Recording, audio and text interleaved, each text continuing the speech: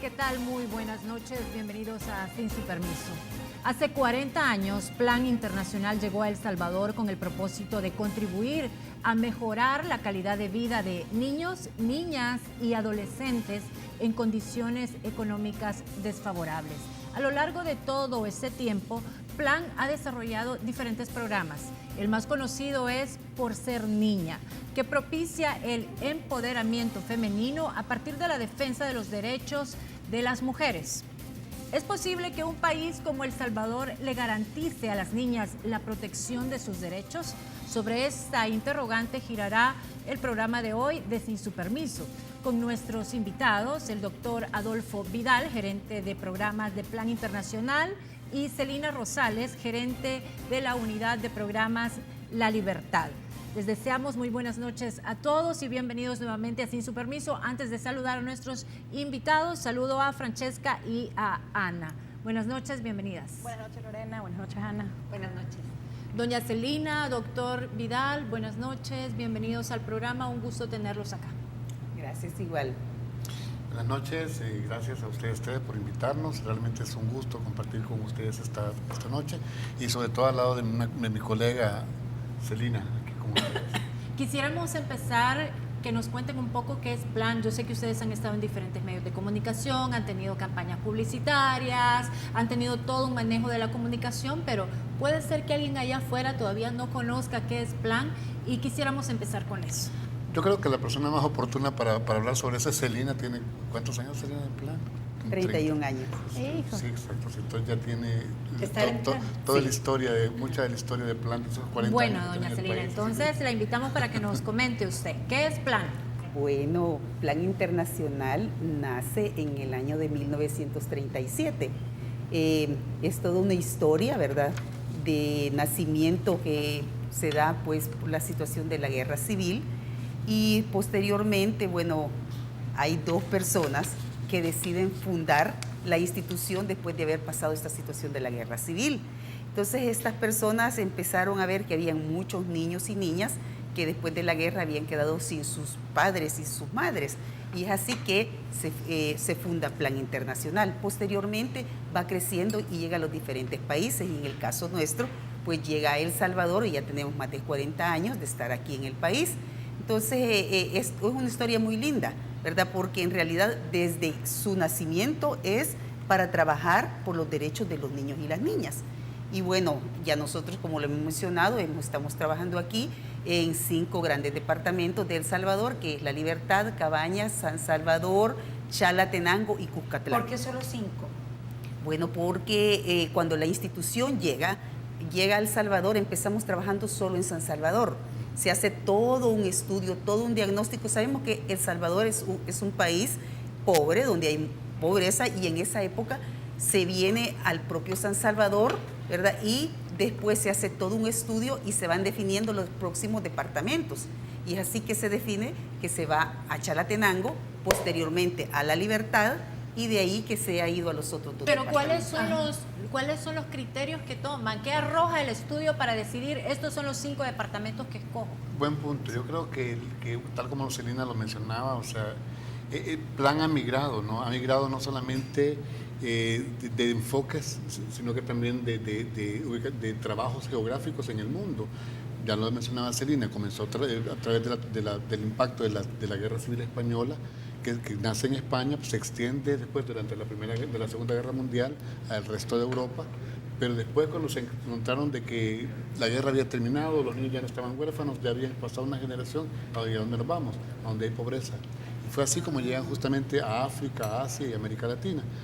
A partir de eso, quizá mencionar que justamente cuando llega a El Salvador, que fue hace 41 años, Plan decide instalarse, ya también Celina lo mencionó, en San Salvador, pero los criterios que deciden en dónde arrancar y establecerse fue justamente lo que ahora conocemos como el mapa de hambre y el mapa de pobreza. Esos son como los puntos de partida. Obviamente esos mapas son dinámicos y han cambiado, pero nosotros comenzamos ahí, nos hemos mantenido ahí porque consideramos que todavía erradicar las desigualdades en esos espacios y también las iniquidades y el tema de que los niños y las niñas también son vulnerados en sus derechos en esos lugares, todavía es una tarea no cumplida. ¿Qué tan dura o qué tan vulnerable es la situación de esos niños y niñas en esos 5 departamentos. ¿A qué nos estamos enfrentando? Bueno, quizás un poquito, quisiera profundizar un poco de lo que estaba diciendo Adolfo y luego le respondo, pero por eso es que Plan, usted decía, la historia marca cambios en Plan y marca enfoques. Cuando Plan llega a El Salvador, empieza con un enfoque asistencialista. Totalmente. En el que Plan solo daba, incluso ayuda financiera, las familias recibían, cada 3 meses recibían una cantidad de fondos, porque en ese momento el modelo era el idóneo, ¿verdad? Entonces Plan empieza a ayudar a las familias de manera directa con dinero. Posteriormente empieza a trascender y cambia ya su enfoque y empieza a realizar los diferentes proyectos. Crea ya sus primeros planes estratégicos de país, en lo que ya vamos trabajando con las familias a través de los diferentes proyectos que ayudan a minimizar la pobreza. ¿Qué se dan cuenta? Que el asistencialismo no convenía o no se salía del círculo de la pobreza.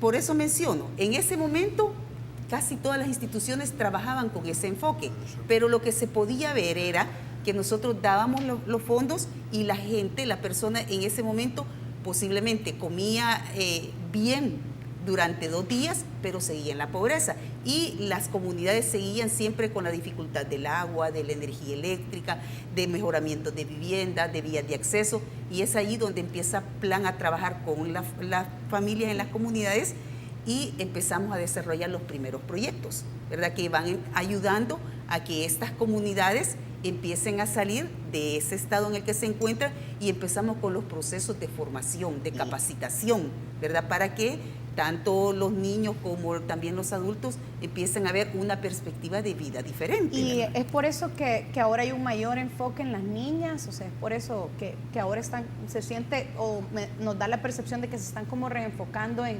empoderar más a las niñas, porque las ven como un pilar dentro de eso me parece una pregunta súper interesante. Les cuento el por qué. Porque es tal como lo hemos venido diciendo hasta ahora con Celina, o sea, esa migración, ¿verdad?, con los cambios de enfoque y darnos cuenta de que, por ejemplo, llega incluso a un modelo de implementación donde la niñez está en el centro del desarrollo. Ya no se deja de ver a los niños como hay que invertir en esta comunidad para que pobrecitos los niños, hay que desarrollar. No, ahí convertimos a los niños como agentes del desarrollo, los niños protagonistas y las niñas protagonistas del desarrollo de su comunidad, no como una parte pasiva del desarrollo, sino como una parte activa del desarrollo.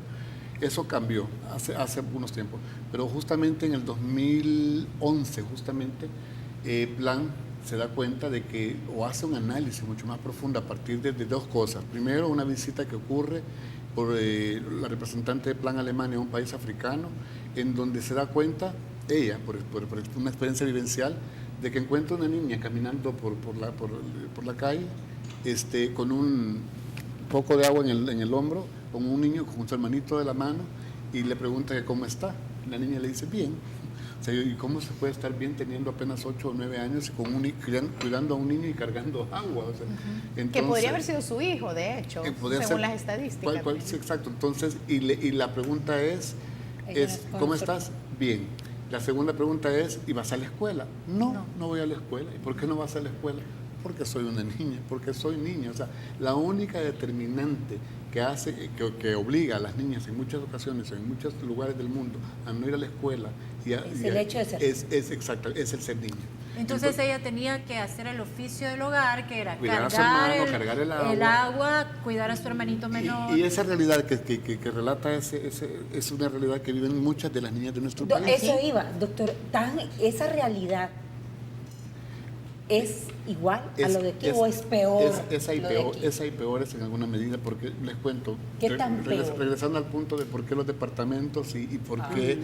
Mire, nosotros hace rato teníamos un proyecto que tenía que ver con el tema de violencia sexual contra las niñas, justamente, y trabajábamos en el departamento donde Celina es la gerente, en la Libertad de San Salvador, y trabajábamos también ese proyecto con Cabañas y con Cuscatlán.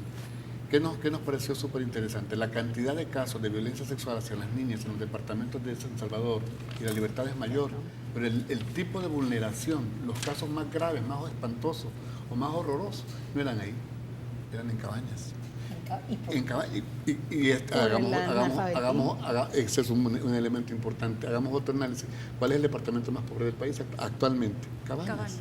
Exacto. O sea, esas vinculaciones que de momento, porque yo siempre he cuestionado el hecho de que habrá que a lo mejor moverse, pero también hay cosas que nos mantienen ahí. Mayor pobreza, mayor vulnerabilidad para la niña. Claro, exacto. Entonces, efectivamente, la percepción que hay, que Plan tiene un enfoque más hacia la niña, es cierto. Ustedes se han volcado más hacia el apoyo a la niña. Sin dejar a los niños de fuera. Eso no, está bien, pero el enfoque es más hacia la niña, sí. Es así.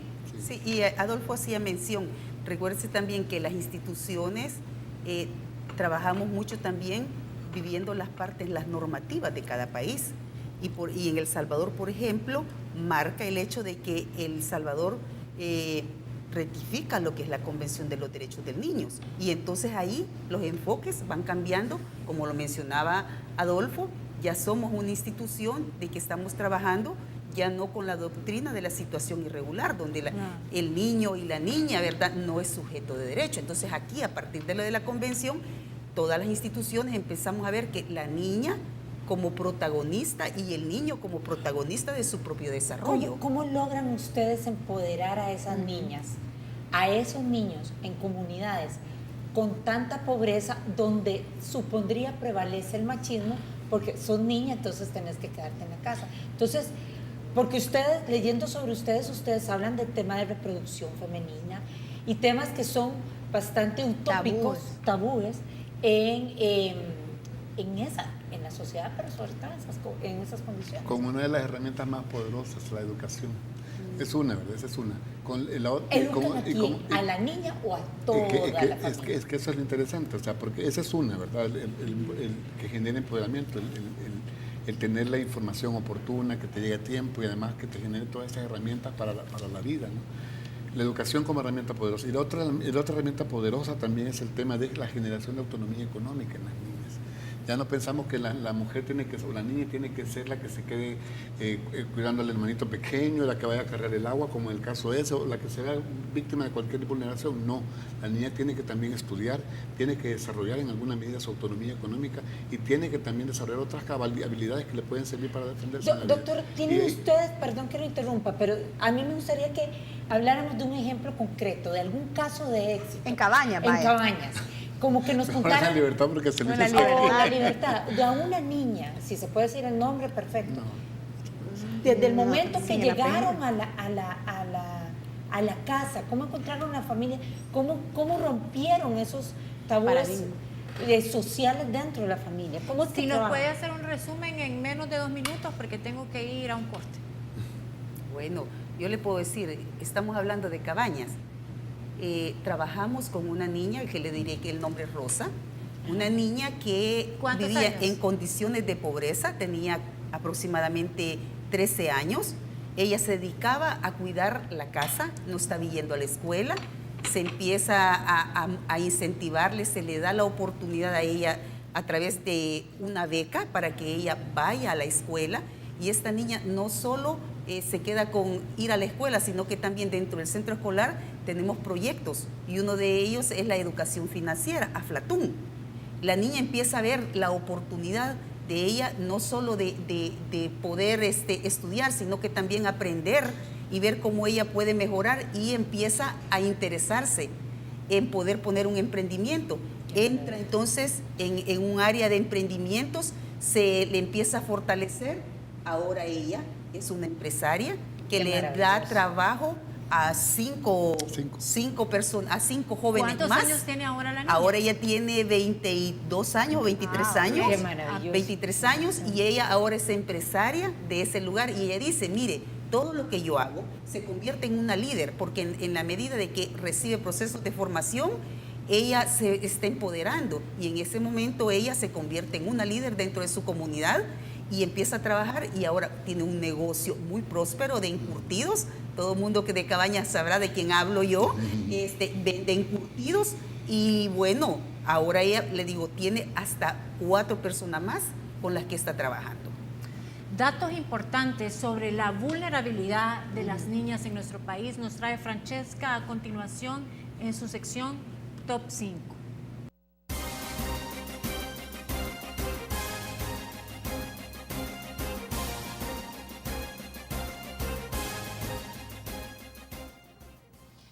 bien, y en nuestra sección de esta semana del Top 5 de Economía les presentaremos las condiciones de las niñas en El Salvador, especialmente enfocadas en el área de salud y educación. Quisiera empezar con el número 5. De acuerdo al Sistema Público de Salud Nacional, se inscribieron en consultas maternas 24.352 niñas de 10 a 19 años, esto en el año 2009.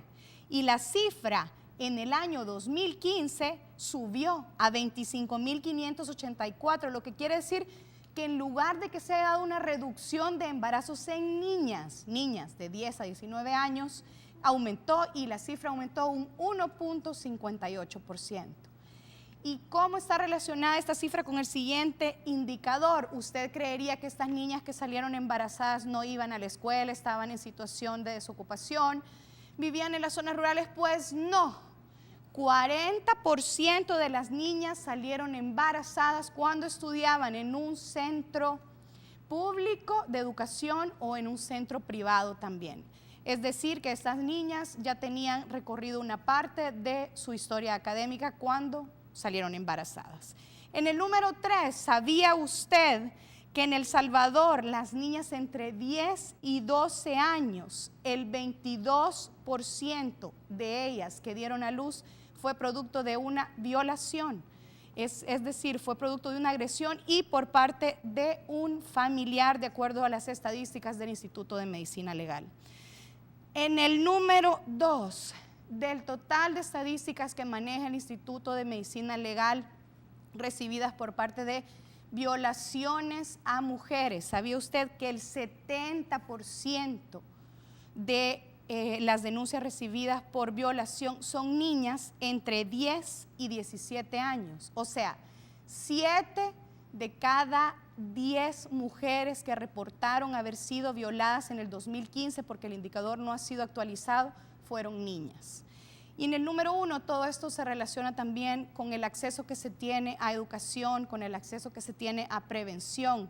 ¿Sabía usted que desde el año 2000 hasta el 2015 la escolaridad promedio de las niñas de 10 a 17 años no ha crecido nada? Se maneja en un 5 años de estudio para las niñas de 10 a 17 años, y en el 2015 solamente se había logrado un 5.8 años de estudio, o sea que ni siquiera habían logrado completar los 6 años de estudio.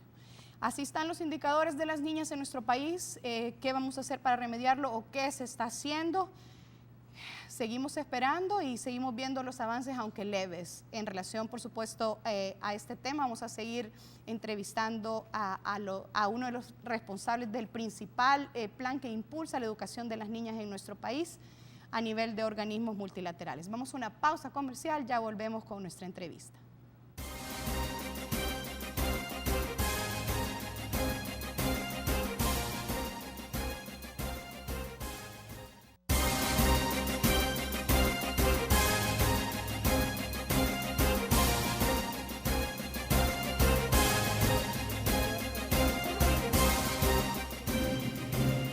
Regresamos.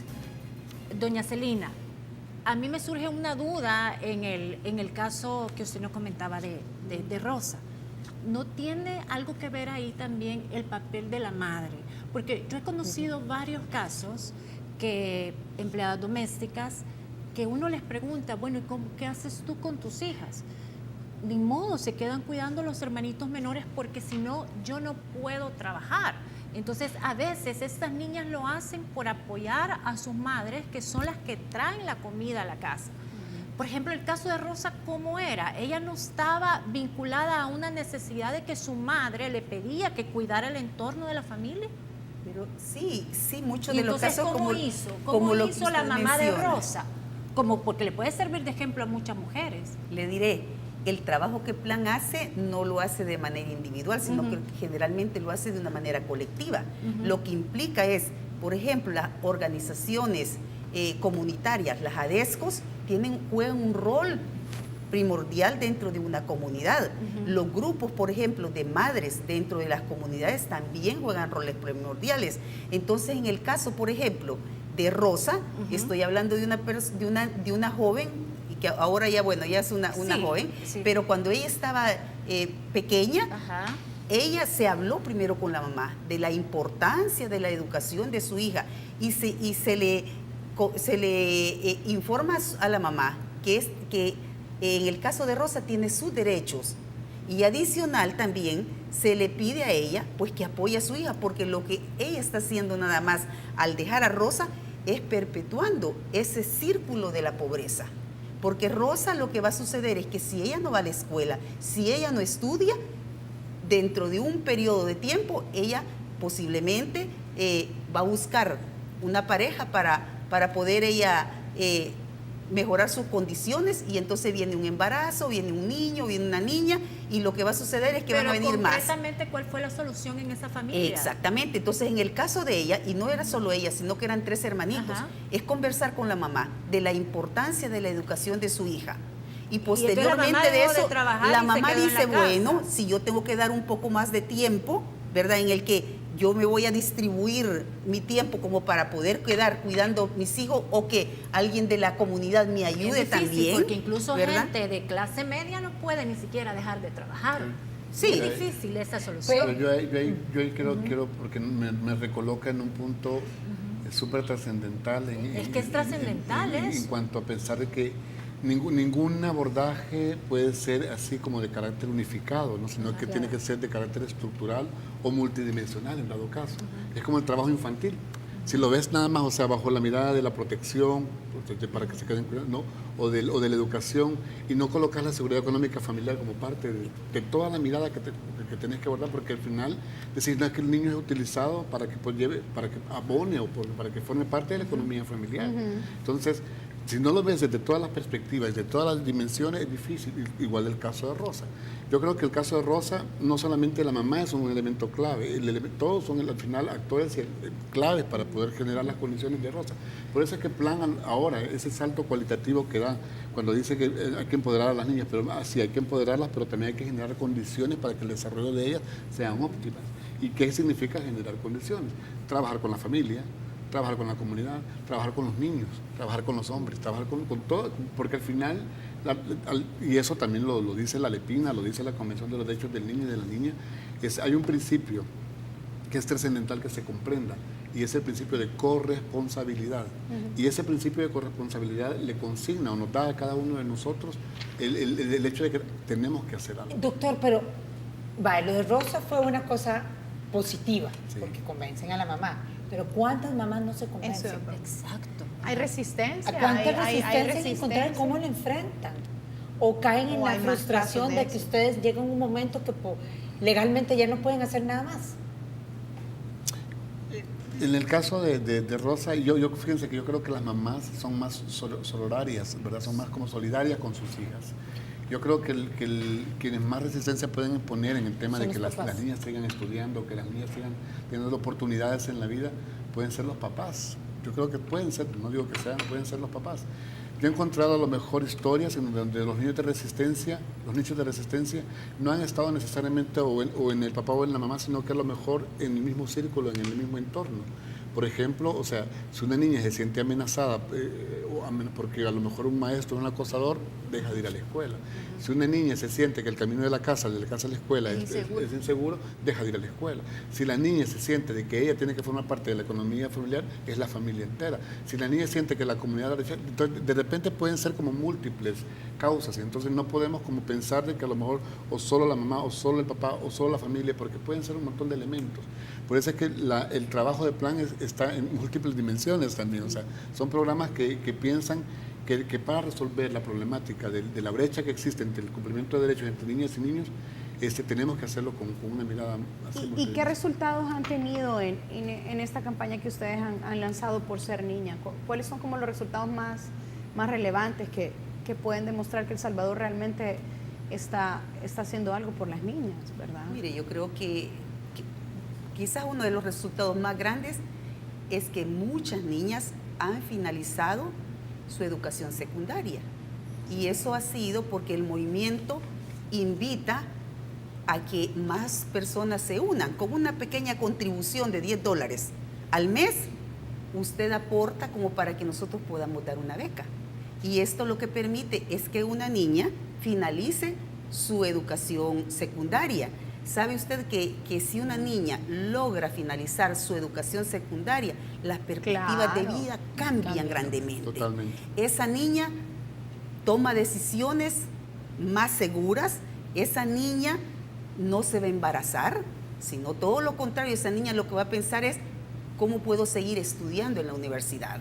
Entonces, esa es quizás una de las cosas muy grandes, es lograr la educación de más niñas, que finalicen su educación secundaria. ¿Tienen una meta de cuántas niñas pretenden que logren finalizar su educación secundaria en lo que dura esta campaña? Tenemos metas globales que son súper desafiantes. De hecho, están alineadas en una estrategia global que se llama 100 millones de razones en el mundo. Sí. En el mundo, no quiero asustarles. Sí. Y luego también tenemos metas regionales y nuestra meta de país son 60,000. Esa es nuestra meta de país, pero involucra realmente no solamente a niñas y adolescentes, sino que a mujeres jóvenes, porque nos dimos cuenta también, y eso fue una de las cuestiones, yo iba entrando a Plan hace 7 años más o menos, cuando Plan hizo otra transición también interesante, les cuento, que de esa no hemos hablado, porque Plan era una organización que promovía y defendía los derechos de las niñas y los niños, infancia y adolescencia, y ahí hasta los 18.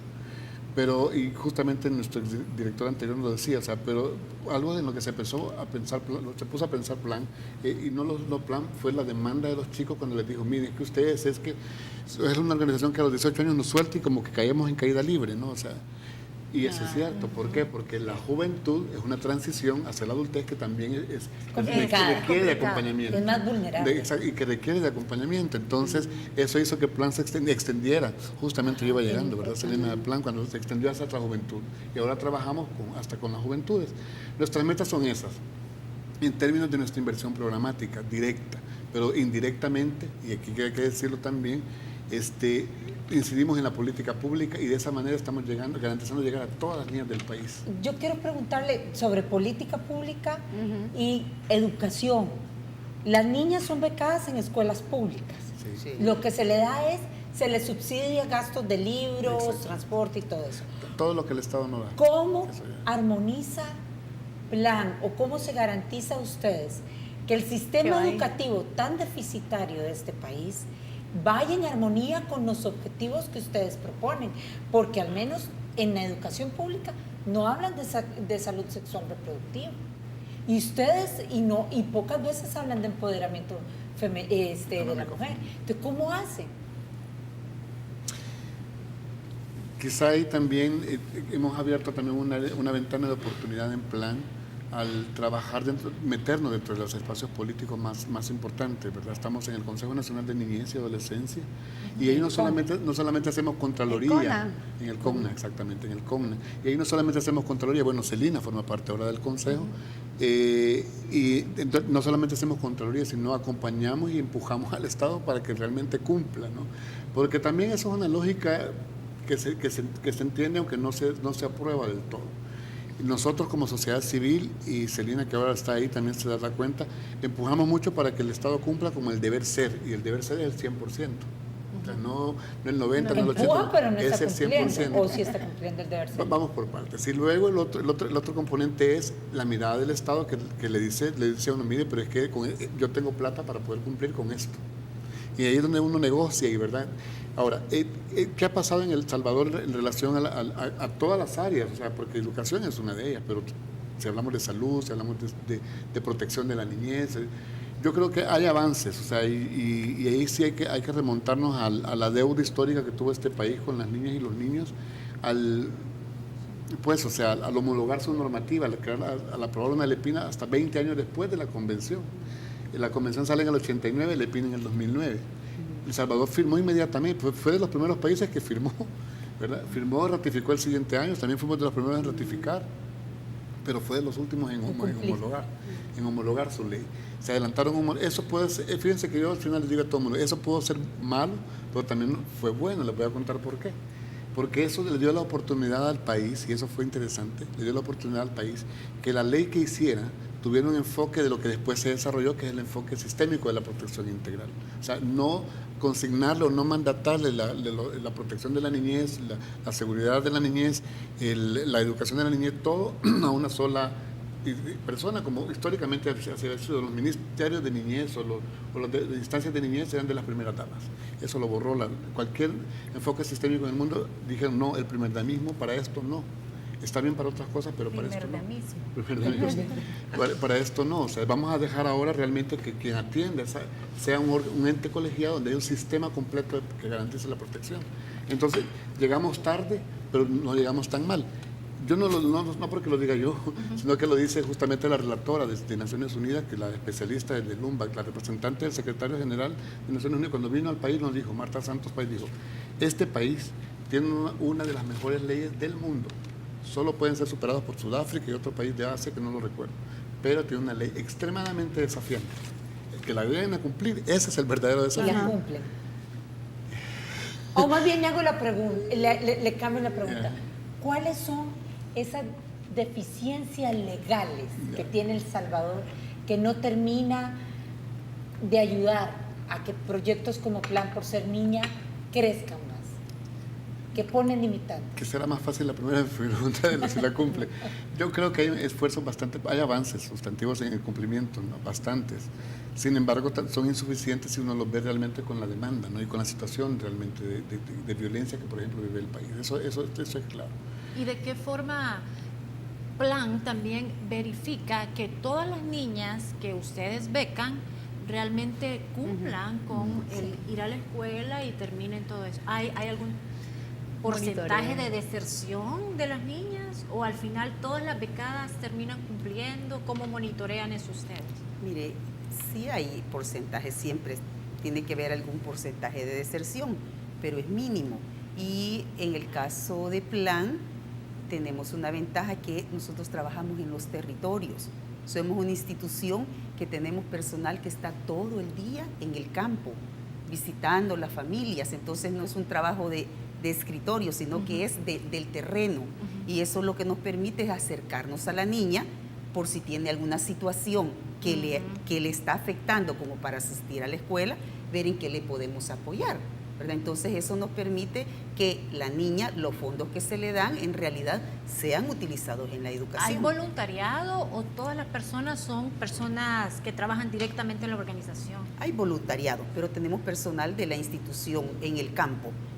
Y como mencionaba hace un rato, Plan trabaja mucho en fortalecer las estructuras organizativas, porque sabemos que como Plan llega un momento en el que nos tenemos que retirar, porque no vamos a poder hacer todo lo que la comunidad demanda, ¿verdad? Entonces nosotros retiramos, pero sí dejamos a esa comunidad con una estructura organizativa, con grupos de jóvenes, con grupos de madres, con grupos de apoyo, que van a permitir que puedan seguir trabajando con los gobiernos municipales o con otras instancias. Yo quiero cerrar solo la Ya idea tengo corte las comercial. limitantes legales. La pregunta la hacemos después de esta pausa comercial. Ya volvemos.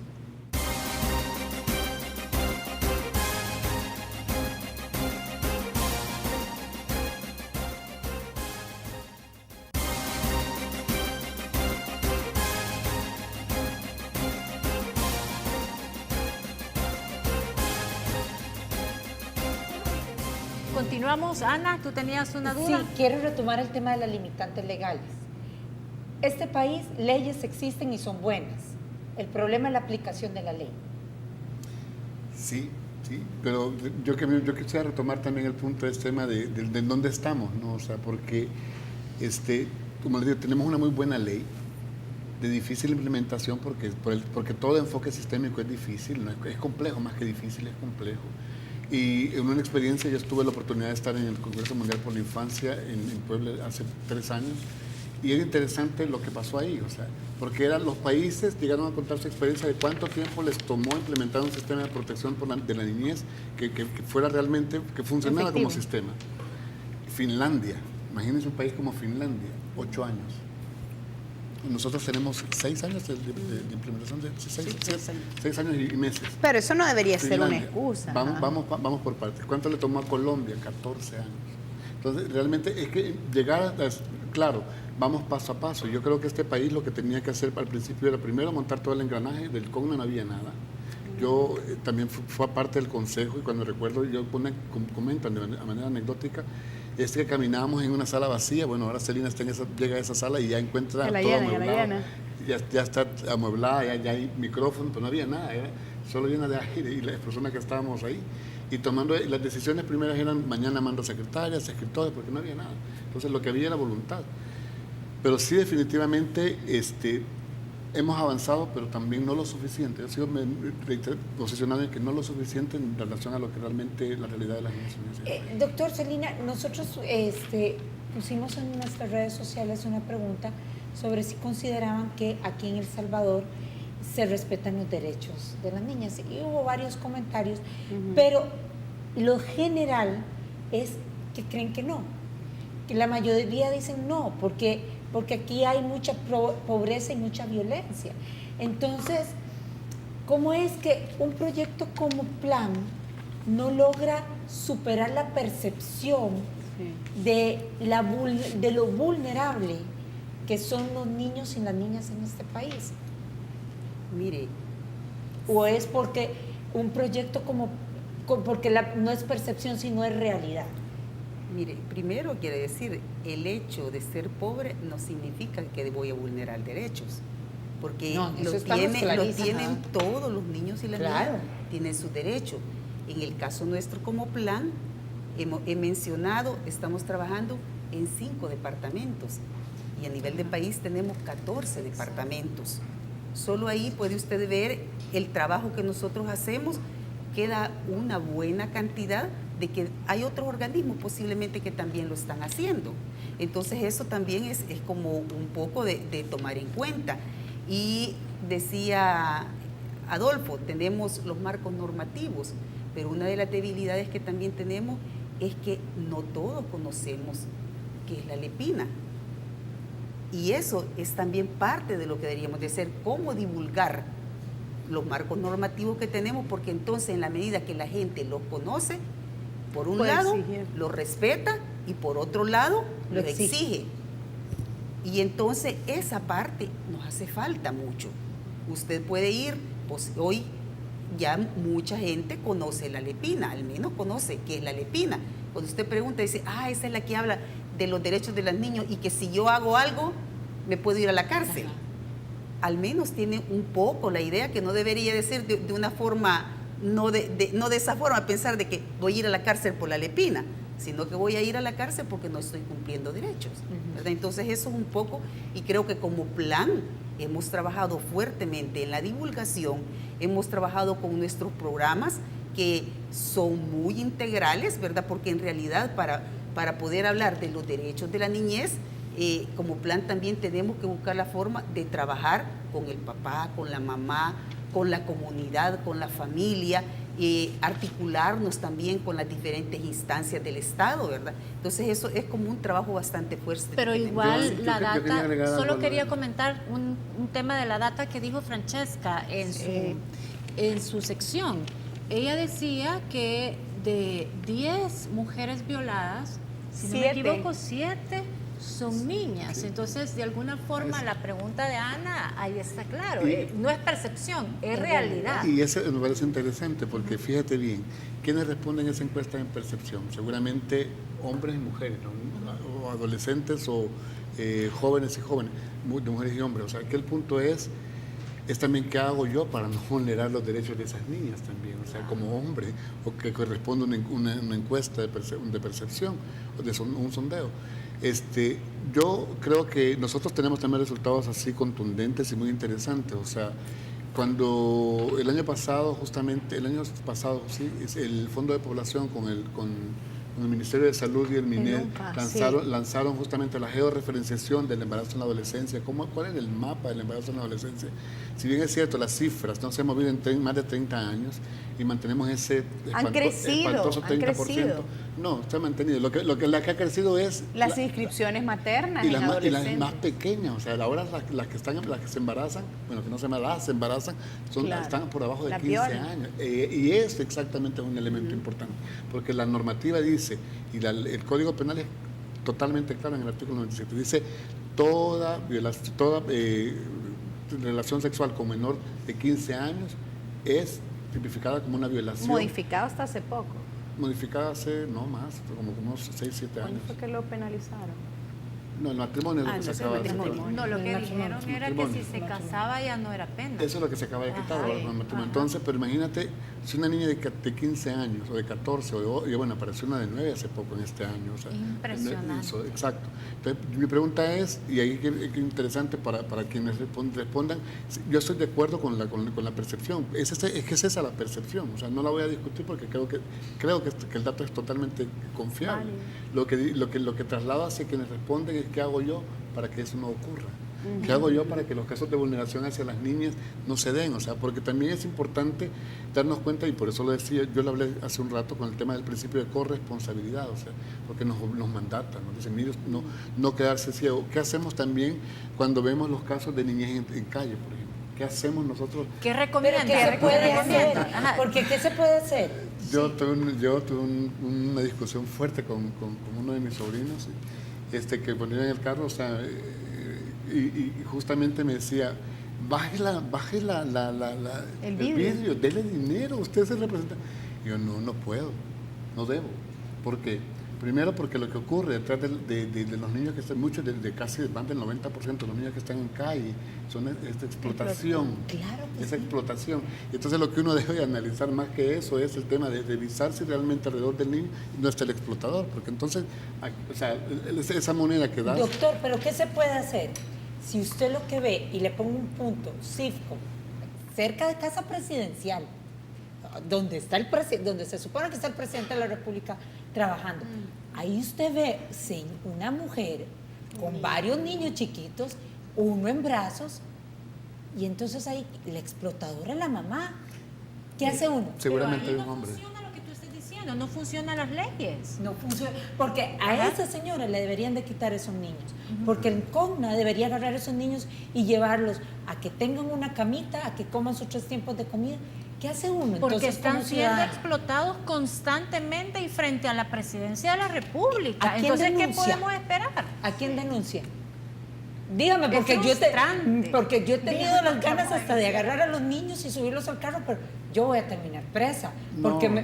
me van a acusar a mí de estar robando niños. No.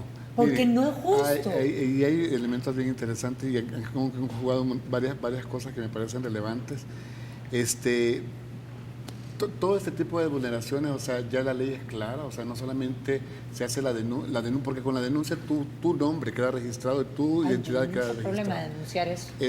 Lo otro es el aviso también. El avisar también alerta los mecanismos de protección y puede realmente... Porque la fiscalía no actúa de oficio. Pero ¿contra No quién? tiene tiempo. Porque yo quiero que también me coloquen en la quién, porque yo le voy a poner un caso que tuvimos justamente en el CON recién instalado, o sea, el caso de la mamá de los niños de Popa que se quemaron porque ella salió a comprarles comida. Fue famoso ese caso, hace 5 años. Terrible. Salió y pues sí, pero fue a comprarles comida, no se fue a bailar, no, se fue a comprarles comida. Y en efecto, un juez de familia la mandó a la cárcel. ¿Se resolvía así el problema? ¿Dónde estaba el padre? ¿Dónde estaba un Estado que garantizara la protección de esos niños? Entonces, aquí el punto realmente sí está bien, hay que denunciarlo. De hecho, esa es la medida, denunciar, no dar la moneda, porque con dar la moneda no resolvemos. Celina tuvo en su unidad de programa un proyecto que diseñó un modelo inspirador y que realmente dinamizó para la erradicación del trabajo infantil. Porque, por ejemplo, sí, yo puedo culpar al papá o a la mamá porque los explotan, pero realmente la pobreza, entendida como desde la multidimensionalidad, tiene también elementos bien interesantes y ya UNICEF hizo un estudio de infantilización de la pobreza. Entre más niños hay, más pobres son los hogares. Y cuesta entender eso también. Sí. Pero entonces, entonces los niños se convierten en elementos que dinamizan la economía familiar y van a la calle a vender. Ahora, yo se lo he dicho a varios periodistas, ¿qué haces tú? O se los pongo a ustedes también como pregunta de examen. ¿Qué hacen ustedes, por ejemplo, si les toca el vidrio una niña y les dice, compre, pero además que lo que te va a ofrecer es algo que ya tienes en casa, tomates, tenés un montón de tomates. O una rosa. O la rosa. Que Y si te dice, se compre, seguramente vas a hacerlo y se la compras. Pero ¿qué pasa si quien te toca el vidrio es un hombre adulto o una mujer adulta y tenés tomates en la casa? No se las compras. Entonces, eso es justamente lo que utilizan los... Pero eso es malo o bueno, comprarle al niño? Es malo porque los niños no deben estar trabajando ni ser explotados, deben estar estudiando y deben estar jugando, que ese es donde deben de estar las niñas y los niños.